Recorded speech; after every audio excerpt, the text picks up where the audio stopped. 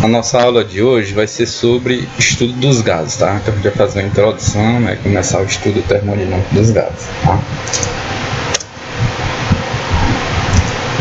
A parte da física que se encabeçou de estudar os gases chama-se termodinâmica, tá? Então na termodinâmica a gente vai estudar vamos envolver vários conteúdos até que a gente já estudou anteriormente, tá? Então a termodinâmica ela estuda as relações entre os fenômenos que envolvem calor, né, que nós estudamos anteriormente, trabalho, né, que normalmente o trabalho, quando alguma coisa realiza o trabalho, o que acontece? Ela produz um deslocamento. E também a relação entre esses dois, né, calor e trabalho, e energia. Tá? No caso do estudo, vai ser uma representação, uma interpretação macroscópica, tá? Interpretação mesmo do que a gente vê, que a gente percebe. Enquanto que a interpretação microscópica, ela dá a nível de átomos, de moléculas que são invisíveis, né, a nossos olhos, né? Existem nas moléculas, mas como são tão pequenas, a gente não consegue perceber. Então, a nível macroscópico, a gente percebe essas relações, né, esses fenômenos.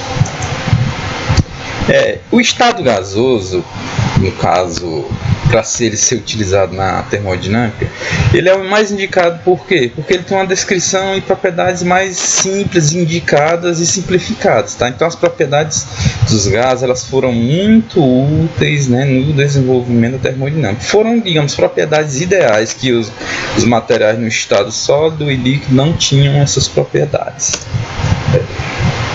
E os gases, eles foram muito úteis, né, e essenciais para o desenvolvimento da nossa primeira revolução industrial, né, onde basicamente começou a automação industrial, né, com o uso das máquinas, né, em algumas operações substituindo a mão de obra humana. A gente pode citar uma dessas primeiras máquinas, que foram as máquinas a vapor. E também na sequência a gente teve os motores a diesel, motores a gasolinas, e hoje a gente tem os motores a álcool, que são hoje essenciais, né, principalmente para o transporte de carros, né, transporte de matérias-primas. Então essas máquinas basicamente elas só evoluíram, né, a partir da criação de algumas máquinas que utilizam, né, no seu funcionamento gases, né. Então o exemplo primeiro são das máquinas a vapor, que foram máquinas que iniciou esse processo de industrialização, né, das empresas, né, de automação dessas indústrias. Começou lá na Inglaterra. Então os gases, a partir do estudo dos gases é que os cientistas, né, que usam a engenharia, né, conseguiu avançar com essas máquinas. O que é um gás na realidade, tá? A gente tem aqui uma figurinha aqui de alguns recipientes com algumas partículas que são gases, né? Então o gás é um dos estados da matéria e eles são considerados fluidos, tá? A gente sabe que os estados da matéria são o quê? Sólido, líquido, né? E o gasoso, que no caso são os gases, né? E fluido, por que eles são fluidos? O fluido, pessoal, são materiais que escoam, né? Que se movimentam facilmente. Então eles têm essa facilidade de se movimentação. E os gases, eles têm demais, eles são considerados ótimos fluidos, porque eles se movimentam muito fácil, né? Eles se movimentam em todos os locais, até locais onde as dimensões são muito pequenas. Então os gases eles têm essa facilidade de escoar, né? De se movimentar. Eles não têm forma e nem volumes definidos, como aqui a gente tem no exemplo, né? Eles normalmente assumem a forma do recipiente e eles também vão ocupar totalmente o volume, né? O espaço ocupado, né? Dentro do local onde eles vão estar. Então por isso que eles não têm forma e nem volume definidos. E outro detalhe, que a força que liga as moléculas que compõem esses gases que estão dentro desses recipientes é muito pequena. E essa força é que ajuda com que os gases eles se movimentem facilmente, que eles escoem, por isso que eles são considerados fluidos, exatamente porque essa força que liga as moléculas que compõem a força é muito pequena. Muito fácil quebrar a ligação entre as moléculas de um gás. Eles consistem em uma coleção de partículas partículas, tá? Então essas partículas são moléculas, átomos, íons e elétrons, e os movimentos são aleatórios, digamos que eles não são muito organizados. O estado gasoso é um estado meio bagunçado, ele não é um estado organizado como um estado sólido, né, que tem aquela estrutura bem organizadinha, cada partícula no seu local específico. E para uma descrição mais simplificada para o estudo dos gases, né, a gente vai usar o conceito de gás perfeito ou gás ideal, que na prática esse gás não existe, certo? Ele é um gás teórico e ele tem as seguintes características. As partículas lá que compõem os gases, são os átomos, as moléculas, movem-se caoticamente, né, de forma muito aleatória e obedecem às leis da mecânica clássica, como as leis de Newton, né? Então eles obedecem a essas leis. Suas partículas não interagem entre si, tá? Então elas não se juntam para ficar ali interagindo uma com a outra. Elas só têm uma interação muito rápida quando uma partícula dessa aqui, ó, colide, né? Quando ela se choca, quando ela bate uma com a outra. Mas eu não posso considerar uma interação, né? É muito ligeiro esse choque, tá? Chocou ela e cada um vai para o seu canto. Então essa colisão, ela não causa uma interação muito grande, né? E o choque entre as partículas, ou entre elas e as paredes do recipiente, elas são perfeitamente elásticas e têm duração muito pequena, como eu já tinha falado anteriormente. Tá? Então, essa questão de um choque ser perfeitamente elástico significa que quando elas se chocam, não vai ter perdas, tá? Então não vai perder energia, então cada partícula vai continuar com a energia que ela tem anteriormente. Porque às vezes na prática, uma partícula se choca com a outra, elas ficam até grudadas, então esse choque aí não é perfeitamente elástico. Então nesse choque aí onde eles se grudam, se juntam, então vai ter uma perda, não vai ter uma perda de energia. Assim, sei lá, quando bate pode esquentar essas partículas aí, essa energia que elas tinham, perder um pouco na forma de calor. Às vezes causa um som, né, um barulho, então elas perderam energia em forma de som. E as moléculas, ela têm dimensões muito pequenas, que a gente pode dizer que as dimensões dessas moléculas que compõem o gás, elas têm dimensões desprezíveis, desconsidera a medida dela, o tamanho delas. Tá? Então, na prática, a gente tem algumas situações em que os gases eles se comportam como os gases ideais ou gases perfeitos. Quando é que isso acontece? Quando o gás real ele tiver a baixa pressão, quando a pressão desse gás for pequena e também a sua temperatura for elevada. Então, eles vão se comportar como um gás ideal ou perfeito. E como eu tinha falado, esses gases eles não existem, né? O gás ideal e perfeito. Então aqui eles vão ser aproximadamente, eles vão se comportar aproximadamente como gases quando tiver uma baixa pressão, eles tiverem, né, a baixa pressão e altas temperaturas. Agora as características físicas dos gases, né? Por que eles foram importantes principalmente na Revolução Industrial, ainda é bastante usado hoje em algumas máquinas, né? Então são propriedades que o tornam e que possibilitam, né, esse uso na prática. Então eles são fáceis de comprimir, você pode espremer facilmente. Se você pegar a sua mão mesmo, as duas mãos, e vai ter o ar que está rodeando você, né? Que a gente até usa na respiração. Se você pegar a sua mão e tentar encostar uma da outra, vai ser muito fácil, você está comprimindo o gás que está ali. Então ele é fácil de comprimir. E ele também tem outra propriedade do inverso. Tá? Então, quando você está com as mãos juntas e você quer abrir as mãos, você expande, você espalha facilmente esse gás. Então, ele tem uma expansão fácil, né? E isso é importante nas máquinas, porque você pode pegar o gás que está dentro de uma máquina e empurrar esse gás. Aí esse gás vai empurrar um eixo, um êmbolo, tá? E aí você transmite movimento para outras máquinas, tá? Como tem uma linha de produção, você quer movimentar uma esteira, né, sei lá, a 50 metros. Então você vai usar um equipamento onde você vai empurrar um êmbolo, aí esse êmbolo vai girar um eixo e esse eixo vai girar lá a tua esteira, né, e ela vai se movimentar. Então você pode usar esse gás, né, essa propriedade dos gases. Uma bomba de encher pneu, né, ali você vai, quando você empurra o êmbolo, né, da bomba, o que acontece? Lá dentro vai ter o gás, aí esse gás vai ser empurrado, aí ele vai conseguir encher, né, o reservatório. Depois, quando você puxa, você pega novamente mais ar, empurra novamente e você vai conseguindo isso, né, transferindo o gás, né, para o interior do pneu. Então você está usando essas duas propriedades. Eles dilatam facilmente, né? Ou seja, ele expande também, tem uma grande dilatabilidade, né? Dilatar é quando ele aumenta a dimensão, né? Então se você esquentar um gás, rapidamente ele dilata, né? Ele sofre uma expansão, né, do seu tamanho.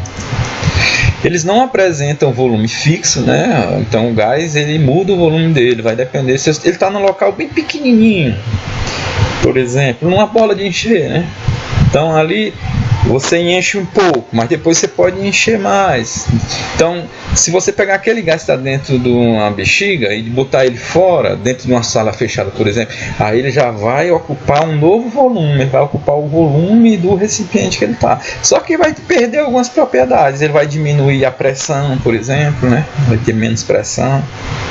Quando a gente enche uma bola, né, quando você vai colocando mais ar ali, ela vai aumentando a pressão, chega até estourar, né? Aí quando você bota pouco ar lá, né, pouco gás, a pressão fica pequena, então ele não consegue estourar, né, a parede da bola. Então muda um pouquinho, né? Quando você tira de um recipiente e coloca no outro, num recipiente menor e coloca no maior, aí o que acontece? Vai diminuir a pressão, então ele vai mudar um pouquinho outras propriedades.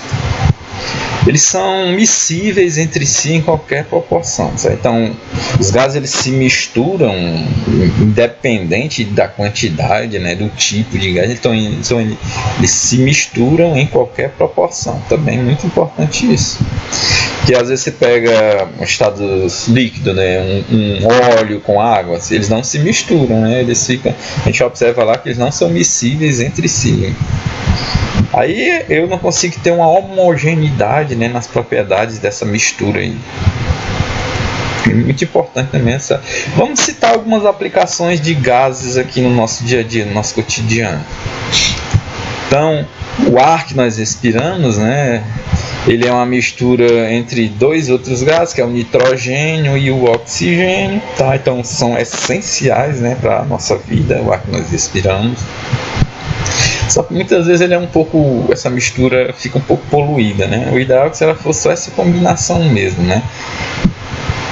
Nós temos também o gás carbônico, que ele é essencial aonde? Na realização da fotossíntese, né? Tá? Então, quando a planta ela recebe a luz, né, lá do sol, o que é que acontece? Ela vai reter o gás carbônico e vai liberar o oxigênio, né, que é o essencial para nós. E também nós podemos citar o outro tipo de gás que é importantíssimo, que é o ozônio. Ele protege, né, ele filtra, né, ele funciona como um filtro, né, aquela camada de ozônio ela vai funcionar como um filtro das radiações ultravioletas, né, que podem causar câncer, entre outras coisas. E também eles vão contribuir para que a temperatura da Terra seja controlada, porque se não tivesse a camada de ozônio, que tem hoje ela já está, digamos, diminuiu um pouquinho essa camada, né, devido ao próprio homem mesmo, né, da poluição. Então, se essa camada chegar, o que acontece? As temperaturas da Terra vão subir para valores exorbitantes, que no caso a gente já nota que a temperatura vem subindo gradualmente, né, há alguns anos. Mas se não tivesse essa camada de ozônio, isso seria muito pior, né, a questão da Terra ficar muito mais quente. Então ele vai funcionar como um controle, né, vai controlar, né, a temperatura aqui na Terra. O gás, a gente utiliza alguns gases também como combustível, né, como o gás metano, né, que usando automóveis na indústria, que é o gás natural. Tem o GLP também, que a gente usa lá no nosso fogão a gás em casa, gás que é feito de petróleo, né, que é o butano. E outros usam na geladeira também. Dentro ela tem umas tubulações, dentro ele tem um gás freon, que ele vai fazer o quê? Ele vai ser o responsável por fazer a troca de calor e refrigerar, né, a geladeira internamente. Também usa um gás, tá? O nitrogênio, também, que é o tipo de gás, ele é usado muito para fazer fertilizantes, tá? Então, o nitrogênio, que é um gás bastante conhecido, a galera, quando vai para fazer muito balões, eles usam o gás hélio, né, para encher as bolas lá. E tem aquelas painéis luminosos, né? Eles usam também um gás, que é o neon. Ainda é tão importante, você pode criar vários percursos diferentes, né? Porque aí o gás vai se movimentar ao longo daquele percurso. Então, o gás neônio, né, ele é usado nas lâmpadas de neon, né? Que são muito usadas em letreiros, né? Tanto aquele letreiro de lojas, né? Das lojas, né? Bonito, muito bonito, né? Então, eles usam dentro, ele funciona com um gás. O gás radônio, ele é usado no tratamento de câncer, né, nas radioterapias, e também na aplicação do pacientes que estão com tumores malignos, né, tá? Então eles usam o gás radônio, né, nesse processo de radioterapia. Nós temos também em faróis de carros, eles usam uns faróis muito bonitos, né, de xenon. Eles usam gás xenônio, né, então é usado para fazer essa iluminação. Nos motores, né, então é essencial ali nos motores o ar, tá? Então ali nós temos o seguinte aqui, ó, nós temos um local onde vai entrar o ar, aí tem outro local que é o bico de injetor que vai entrar combustível, e também vai ter uma vela de ignição que vai pegar essa mistura de ar com combustível, vai dar uma faíscazinha e ali vai ter uma combustão, tá? Então essa combustão que vai empurrar esse pistão, e esse pistão aqui, bem nessa parte aqui embaixo, tem um eixo. Então quando esse pistão se movimenta para cima e para baixo, ele consegue movimentar o eixo. Pronto, aí eu já crio um movimento de rotação que vai ser transmitido para as rodas e o carro lá vai funcionar, tá? Vai se movimentar. Mas ele precisa de quê? Desse gás, né? Que é o ar. Se tiver só o combustível, pessoal, e tiver só a faíscazinha, não vai ter a combustão. Então é essencial o ar.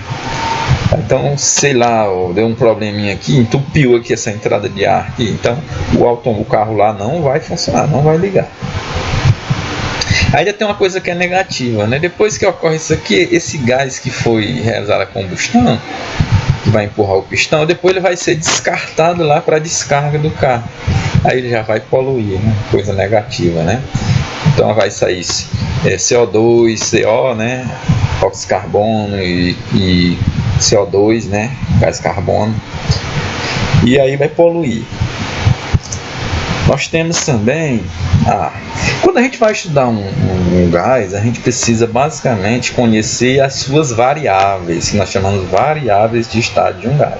Então todo gás ele vai ter 3 variáveis que definem o seu estado, que nós chamamos essas variáveis de estado de um gás, que são quem? Volume, que nós vamos usar a letra V, pressão, letra P, e temperatura, letra D.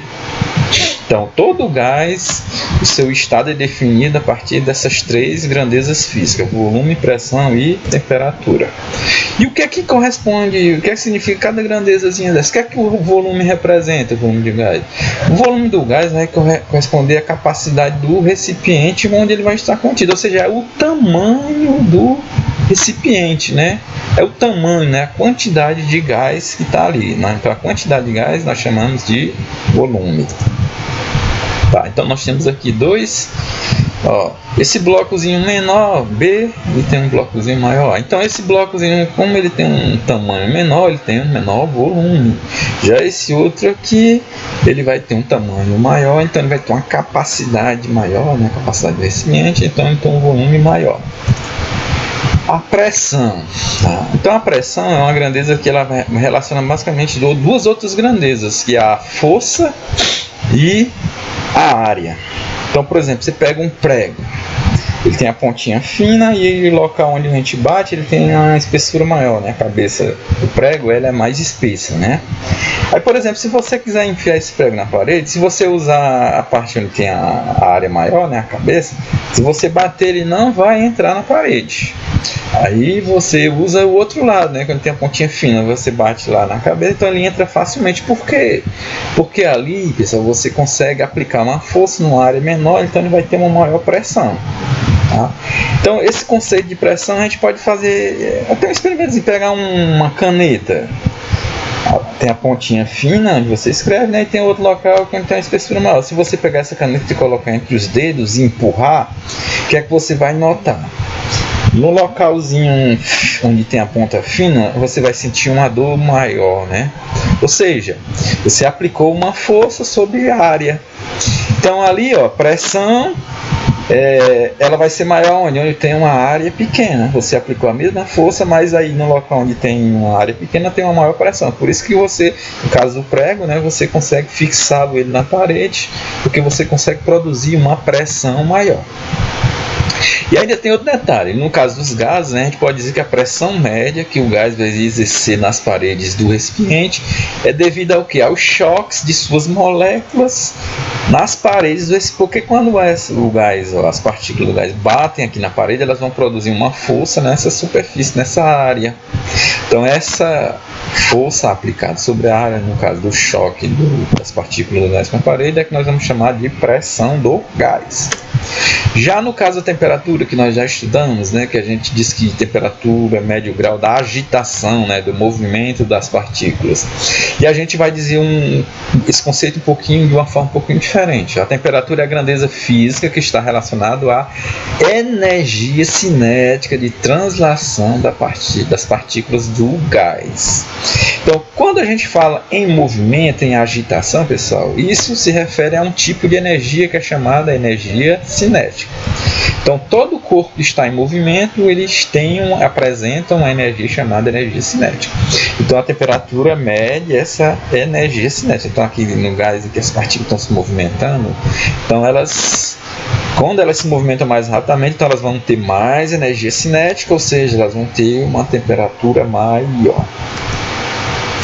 Agora vamos falar um pouquinho, porque os gases eles mudam o estado dele dependendo de alguns fatores, tá? Então essas mudanças do gás nós chamamos de transformações gasosas. Então, quando é que eu tenho uma transformação gasosa? Nós temos aquelas três grandezas, né? Volume, pressão e temperatura. Então, quando pelo menos uma dessas variáveis se modificar, o que é que vai acontecer? O gás vai apresentar um novo estado diferente do inicial. Então, vai ter novas propriedades, vão ter algumas propriedades diferentes. Então, por isso que o gás ele é muito interessante o seu uso em máquinas, porque ele consegue modificar o estado dele, de certo modo, facilmente, tá? Só mexendo uma variável dessa, esquentou o gás, né? Mudou a temperatura, então esse gás ele vai ter novas propriedades. Ele vai se expandir mais facilmente, ele vai modificar o volume, né? Pode modificar o volume. Então, ele vai ser útil nesse sentido, né? Numa transformação gasosa. Então, aqui nós temos um exemplo. Então, aqui, observe aqui, no estado A, como é que estava o volume desse gás, ó. Aí esse gás, ó, o volume do gás sofreu um aumento, né? Esse êmbolo subiu. Então, aqui nós tivemos uma transformação gasosa. O que houve? Teve uma alteração no volume do gás. Então, ele sofreu uma transformação gasosa. Então, os cientistas usaram como estratégia, no caso, para estudar as transformações gasosas, fazer o seguinte, eles fizeram o seguinte, eles usaram, no estudo das transformações, eles mantiveram uma das variáveis constantes e verificaram o que ocorria com as outras duas, tá?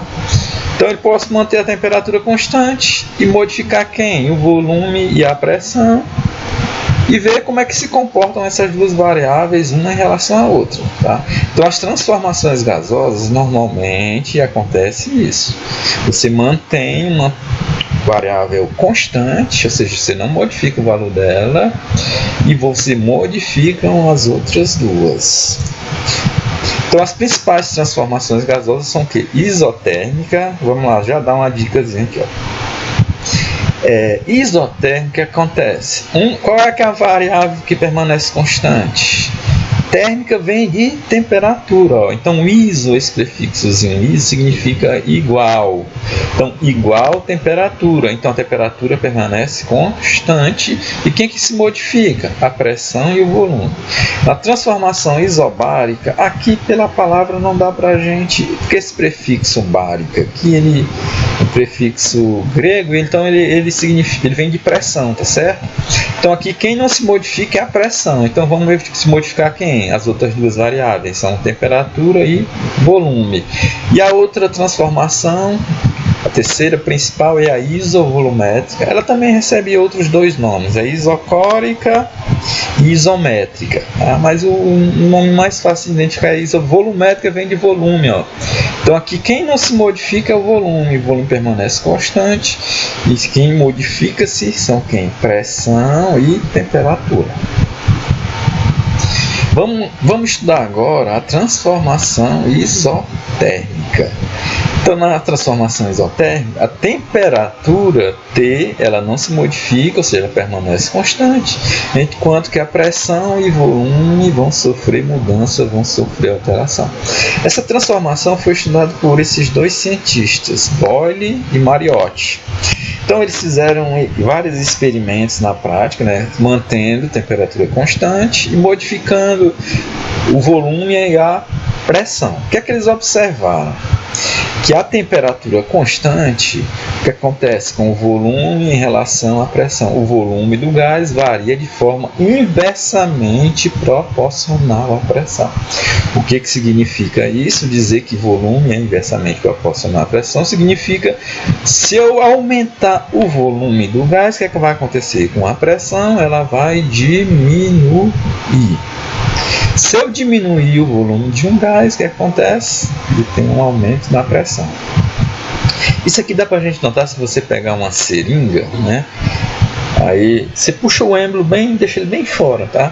Aí quando você tapa lá o furinho lá, então quando você vai empurrar o êmbolo da seringa, o que vai acontecer? Aquele espaço lá do êmbolo internamente, o volume ali vai diminuir, né? Você está espremendo.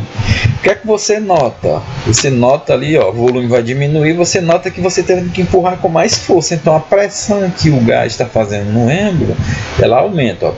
Diminui o volume e você... O que é que acontece? Aumentou a pressão. Então são inversamente proporcionais. Então matematicamente, quando eu digo que pressão e volume são inversamente proporcionais, significa dizer que o produto da pressão vezes volume vai ser sempre o mesmo valor, vai ser constante. Agora, se você considerar um gás que está no estado 1 e passa para um estado 2, e ele sofre uma transformação sem mudança de temperatura, que é a isotérmica, a gente vai ter a seguinte relação.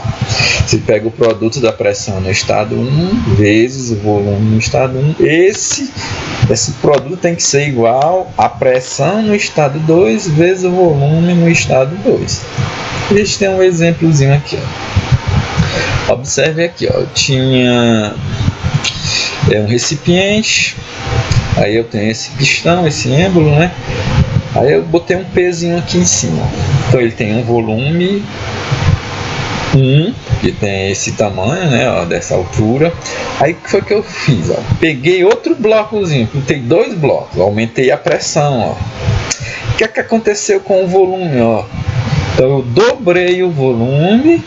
O que é que aconteceu? Eu dobrei a pressão na realidade, né? Porque eu botei 2 bloquinhos, 2 pezinhos aqui, ó. O que é que aconteceu com o volume? Nota que ele diminuiu, ó. Aumentei a pressão e diminuiu o volume, ó. Aumenta um, diminui o outro, porque eles são inversamente proporcionais. Ok? Então sempre ficar ligado nesse detalhe, ó.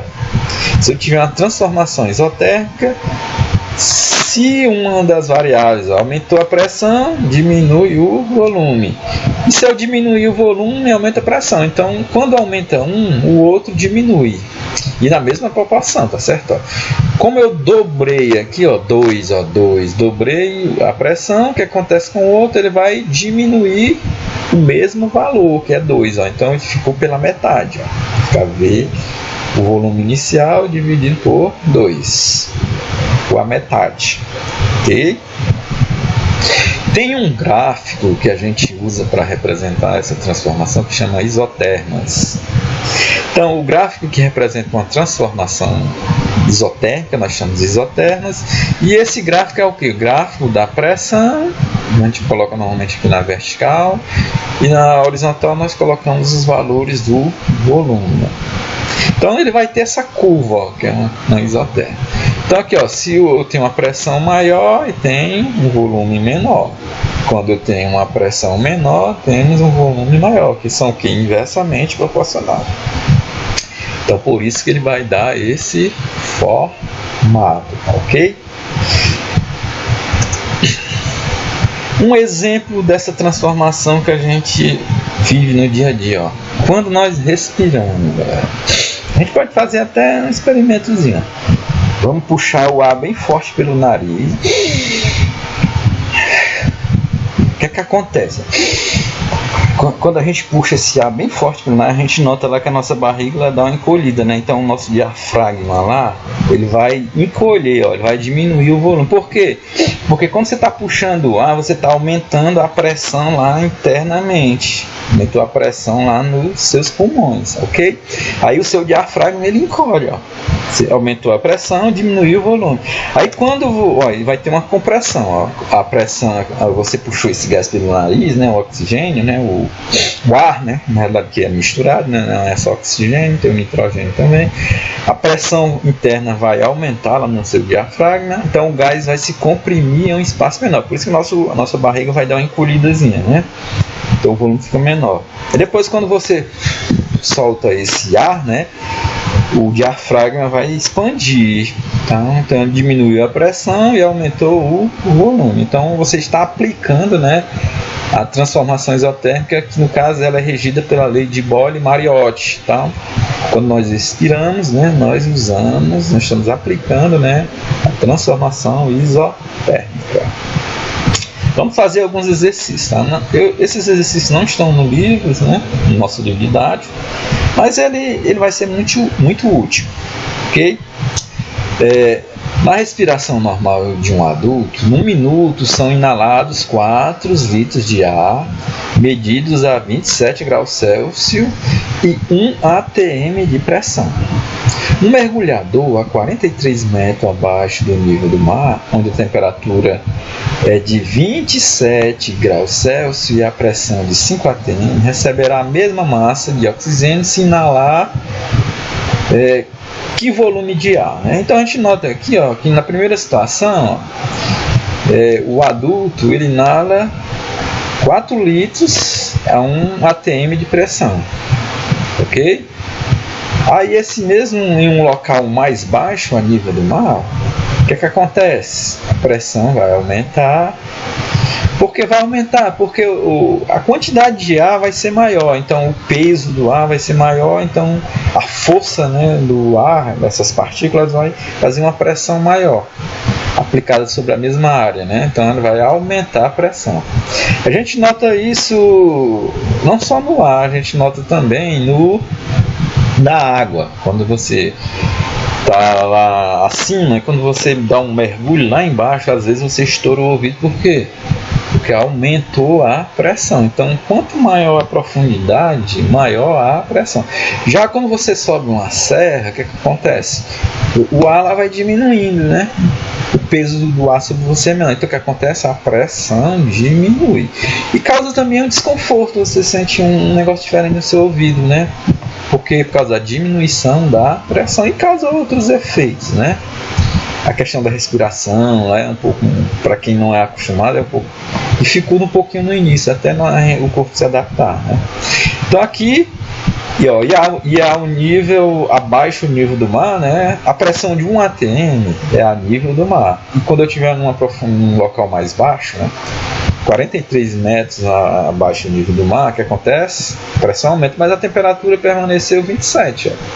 Então aqui, para a gente organizar as informações, a gente já conclui que nós temos aqui, o gás vai sofrer uma transformação isotérmica porque a temperatura nas duas situações é 27 graus Celsius. Na situação inicial, vamos chamar aí de 1, né? O volume do ar inalado pela pessoa é de quanto? 4 litros. E a pressão P1 é 1 atm. Já no local mais baixo, 43 metros abaixo do nível do mar, o que acontece? A pressão aumentou. O novo valor, que é o P2, vai ser 5 atm. Aí a pessoa vai inalar mais ou menos ar, né, para continuar o processo normal. Ó, pessoal, o que acontece aqui? A gente já vai concluir, ó, a pressão aumenta, né? Então, como são inversamente proporcional, o que é que vai acontecer? Esse volume aqui, que eu vou chamar de V2, que eu não sei o valor, que é o valor que eu quero encontrar, ele vai ter que ser um valor menor, né? Porque são inversamente proporcional. A pressão aumenta, o volume diminui. Aí o que é que nós vamos usar de fórmula? Aquela fórmulazinha lá da lei de Boyle-Mariotti, a pressão 1 vezes volume 1 é igual a pressão 2 vezes volume 2. Ó, o P1 nós já temos aqui, o volume 1 também, o P2 também nós já temos, e só falta calcular o que eu quero, que é o V2. Então vamos substituir os valores. Ó.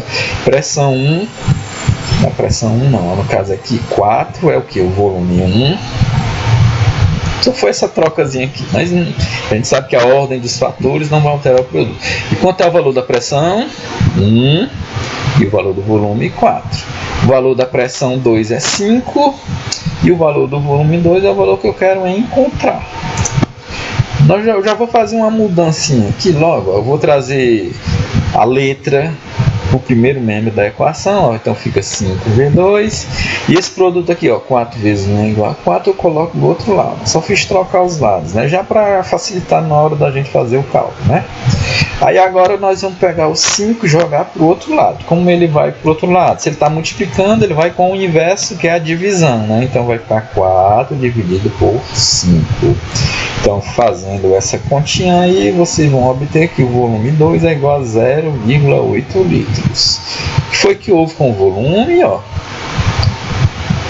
O volume era 4 e baixou para 0,8, diminuiu.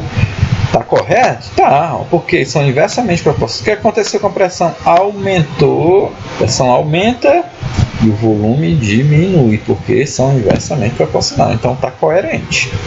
Tá? Então ele tem que inalar, né, para continuar o processo normal do organismo. O volume que ele tem que inalar é 0,8 litros. Então seria o item D. Porque se ele inalar um volume diferente desse, pode estourar um pulmão, né, alguma coisa, porque vai estar inalando uma quantidade bem maior do que o necessário, né, para o funcionamento normal lá do organismo. Ok? Agora vamos para outro exemplo. Sem alterar a massa e a temperatura de um gás, desejamos que um sistema que ocupa 800 mililitros a 0,2 atm passe a ter pressão de 0,8. Para isso, o volume do gás deverá ser reduzido para quanto? Vai ser reduzido por quê? Porque a gente anota aqui, pressão 0,2 atm, pessoal, é atmosfera, que é a pressão do ar, né? Pressão atmosférica. É um tipo de pressão, né, que é bastante conhecida, pressão atmosférica. A pressão inicial era 0,2 e ela aumentou para 0,8. Quando a pressão aumenta com temperatura constante, a temperatura, sem alterar a temperatura do gás. Então, se não alterar a temperatura, o valor da temperatura permanece constante. Aumentou a pressão, o que vai acontecer? Esse volume que é 800 vai diminuir. 800 mililitros, tá? Esse Mzinho aqui. Normalmente o volume ele é medido em litros. Aí tem os derivados do litro, mililitros, né? Que é um dos mais conhecidos. Centímetros cúbicos, pode ser metros cúbicos. A pressão normalmente é atm ou outra unidade que é pascal. Tem a pressão quando você vai calibrar o pneu sua bicicleta, né, que é libras, né? Libras por polegada ao quadrado, né? Então ela bota aí 30 libras, né? A gente vai calibrar o pneu. Então é outra unidade também, que é libras por metro, mas a gente chama de libras, mas o correto é libras por polegada ao quadrado. Mas como a gente tem esse costume às vezes de abreviar um pouquinho, a gente chama só de libras, né? Tantas libras. Então aqui como é que a gente organiza os valores? Vamos lá, os dados. A primeira informação que ele deu aqui foi 800 ml, ou seja, é o volume inicial, que é o V1. Só para a gente não confundir o tipo de transformação, a gente coloca aqui, ó. É uma transformação isotérmica, por quê? Porque ele diz aqui, ó, sem alterar a massa e sem alterar a temperatura. Como a temperatura não vai ser alterada, a temperatura é constante, é uma transformação isotérmica. Então, o valor inicial aqui, 800 ml, é o volume 1, e o valor 0,2 atm é a pressão também inicial, que é o P1.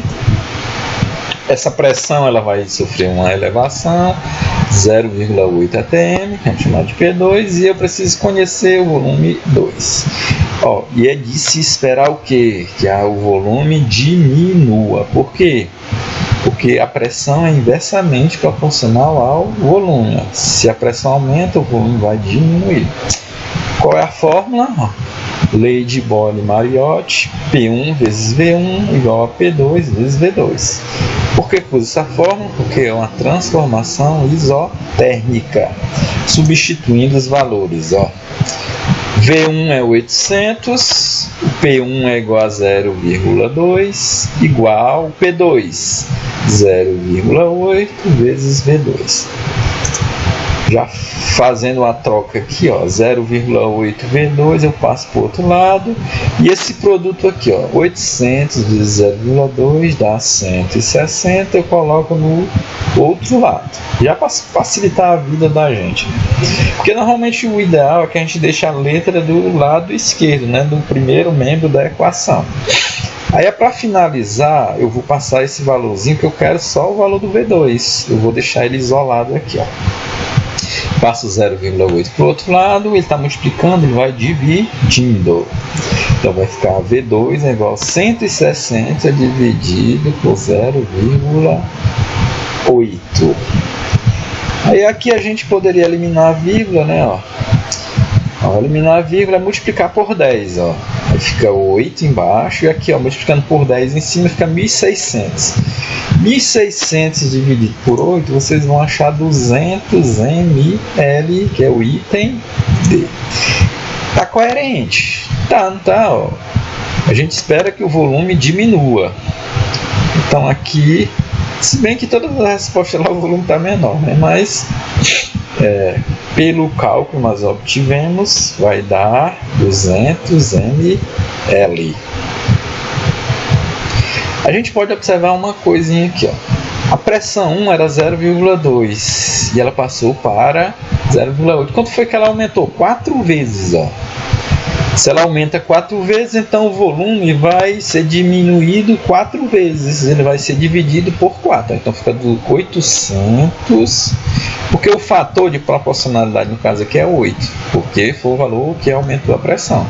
Aí, como esse multiplicou, o outro vai dividir. Então vai ficar 800 dividido por 4, que é igual a 200. Então, tá coerente.